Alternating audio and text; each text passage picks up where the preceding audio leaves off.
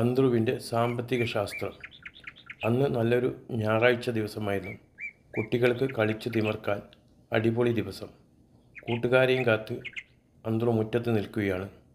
മനസ്സ് നിറയെ കളിയുടെ ആവേശം.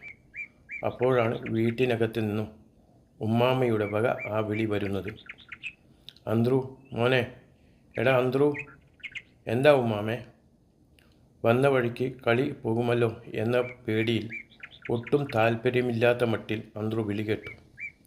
ഉമ്മാമ പറഞ്ഞു, മോനെ വേഗം പോയി കശുമാവിൻ തോട്ടത്തിൽ നിന്നും കുറച്ച് ചപ്പില വാരിക്കൊണ്ടുവാടാ, അടുപ്പിൽ തീ പുകയ്ക്കാനാ.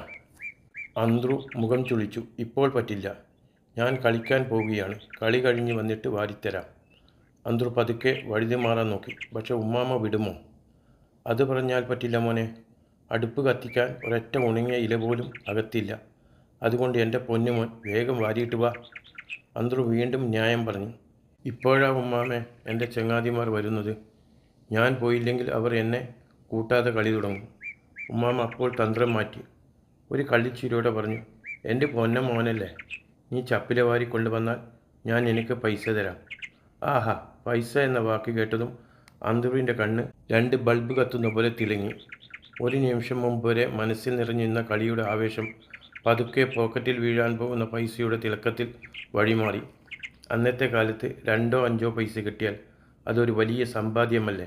അതുകൊണ്ട് എന്നാൽ പിന്നെ കളി കുറച്ച് കഴിഞ്ഞുമാവാം എന്ന മഹത്തായ തീരുമാനത്തിൽ അന്ത്രു എത്തിച്ചേർന്നു.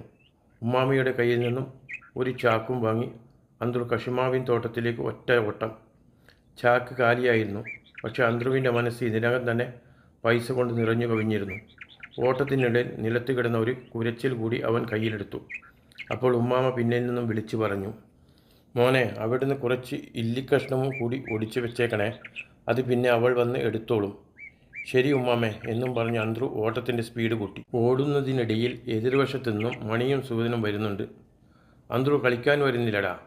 അന്ത്രു ഓട്ടം നിർത്താതെ തന്നെ തിരിഞ്ഞു നോക്കി പറഞ്ഞു, ഞാൻ വേഗം വരാം, നിങ്ങൾ നടന്നോ. കശുമാവിൻ ചുവട്ടിലെത്തിയ അന്ത്രു കുരച്ചിൽ കൊണ്ട് ഇലകളെല്ലാം അടിച്ചു കൂട്ടാൻ തുടങ്ങി.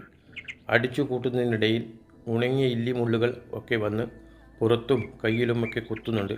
പക്ഷെ മനസ്സിലെ പൈസ കിലുങ്ങുന്ന ശബ്ദം മാത്രം കേൾക്കുന്നത് കൊണ്ട് അന്ത്രു അതൊന്നും ഒരു കാര്യവുമാക്കിയില്ല. പെട്ടെന്ന് തന്നെ വലിയൊരു ഇലക്കൂമ്പാരം അവനുണ്ടാക്കി. അതെല്ലാം ചാക്കിലേക്ക് തിക്കി നിറച്ചു. ചാക്ക് നിറഞ്ഞിട്ടും അന്ത്രു വിട്ടില്ല.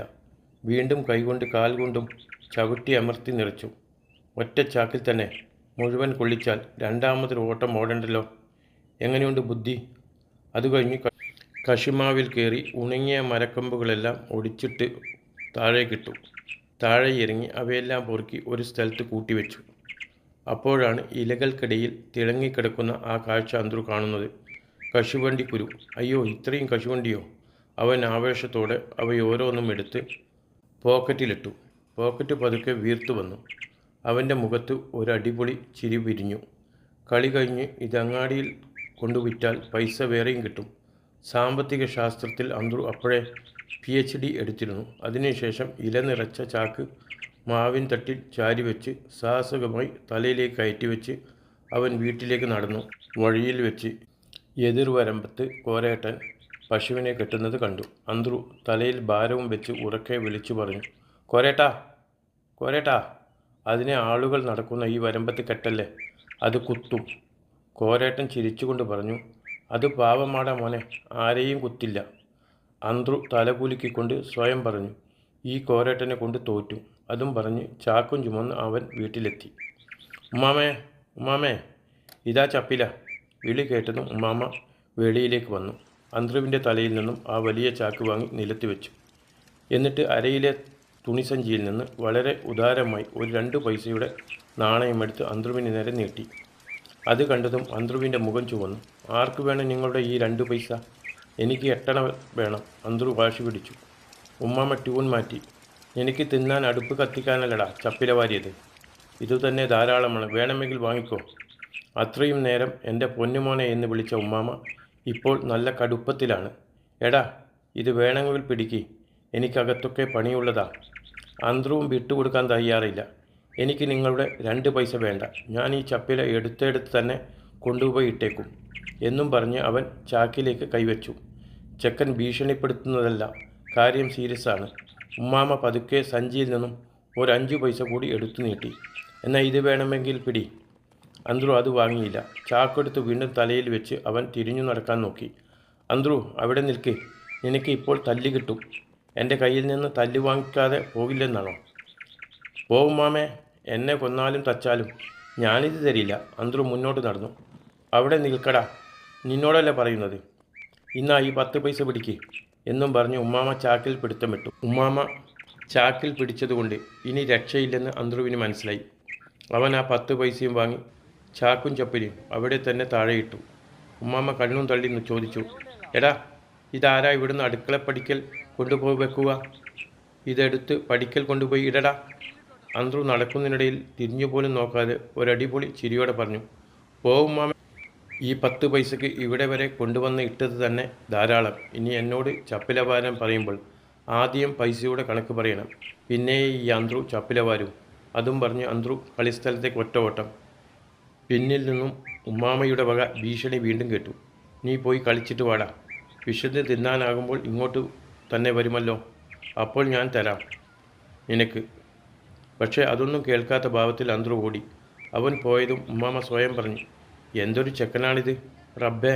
ഇനി ഈ ചാക്ക് ആരാണ് പടിക്കൽ കൊണ്ടുവരിക? കളിക്കളത്തിൽ എത്തിയപ്പോൾ കൂട്ടുകാരെല്ലാം ഓട് അട്ടിവെച്ചുള്ള ഗോരി കളിയിൽ മുഴുകിയിരിക്കുകയാണ്. അന്ത്രു ആവേശത്തോടെ ചാടി വീണു. ഞാനുമുണ്ട് കളിക്കാൻ. പക്ഷേ ലക്ഷ്മണൻ ചിരിച്ചുകൊണ്ട് പറഞ്ഞു, നിനക്കിനി വേറെ ടീം വന്നാലേ പറ്റൂ അന്ത്രു. ഇവിടെ ആളുകളൊക്കെ തുല്യമായി കഴിഞ്ഞു. 2 ടീമും തികഞ്ഞിരുന്നതിനാൽ അന്ത്രുവിന് കളിയിൽ കയറാൻ പറ്റിയില്ല. കുറച്ചു നേരം ആരെങ്കിലും വരുമോ എന്ന് കാത്തു നിന്നെങ്കിലും ആരും വന്നില്ല. അവസാനം അന്ത്രു പറഞ്ഞു, എന്നാൽ ഞാൻ പോകുന്നു, വൈകുന്നേരം നേരത്തെ വരാം. ഞായറാഴ്ചത്തെ പകൽ കളി നഷ്ടപ്പെട്ടെങ്കിലും അന്ത്രുവിന് വലിയ വിഷമമൊന്നും തോന്നിയില്ല. കാരണം അവൻ്റെ നിക്കറിൻ്റെ കീശയിൽ കിലുങ്ങുന്ന ആ 10 പൈസയും പോക്കറ്റ് വീർപ്പിച്ച് നിൽക്കുന്ന കശുവണ്ടിയും അവന് കളിനേക്കാൾ വലിയ സന്തോഷമായിരുന്നു നൽകിയത്. ആ സന്തോഷത്തിൽ തൻ്റെ ടയർ വണ്ടി ഉരുട്ടിക്കൊണ്ട് അവൻ പീടിക ലക്ഷ്യമാക്കി നടന്നു. വഴിമധ്യേ മൗലാർക്കാരൻ്റെ ഖാലിദിനെ കണ്ടു. അന്ത്രു, നീ ഇന്ന് കളിക്കാൻ ഒന്നും പോയില്ലേ? അന്ത്രു പറഞ്ഞു, ഞാൻ വൈകിയാണ് പോയത്, അപ്പോൾ എനിക്ക് സൈഡുണ്ടായില്ല. ഖാലിദിൻ്റെ കയ്യിലുണ്ടായിരുന്ന അരിയും മണ്ണെണ്ണക്കുപ്പിയും കൊണ്ട് അന്ത്രു ചോദിച്ചു, നീ റേഷൻ കടയിൽ പോയി വരികയാണോ? അതെ. എന്നാൽ വൈകുന്നേരം കളിസ്ഥലത്തേക്ക് കാണാം. അത്രയും പറഞ്ഞ് അന്ത്രു വീണ്ടും തൻ്റെ ടയർ വണ്ടി ഉരുട്ടി ഓടി. മുന്നിൽ ടയർ ഓടുന്നു, പിന്നിൽ അവൻ്റെ മനോഹരമായ ബാല്യവും. കീശയിൽ 10 പൈസ കിലുങ്ങുന്നു, മനസ്സിൽ അതിലും വലിയ സന്തോഷവും. ഇന്നും ആ 10 പൈസയുടെ കിലുക്കവും ഉമ്മാമയുടെ വഴക്കിലെ സ്നേഹവും ആ ചപ്പിലൂടെ മണവും ഓർമ്മകളിൽ മായാതെ കിടക്കുന്നു. ബാല്യകാലത്ത് കിട്ടിയ ആ ചെറിയ കുസൃതികൾക്കും സന്തോഷങ്ങൾക്കുമാണ് ഇന്നും നമ്മുടെ മനസ്സിൽ ഏറ്റവും വലിയ വില. ശുഭം. കഥ ഇഷ്ടപ്പെട്ടെങ്കിൽ ഒന്ന് സബ്സ്ക്രൈബ് ചെയ്യണേ. അതിൽ കൂടെ ആ ബെല്ലൈക്കൺ ഒന്ന് നിൽക്കണേ.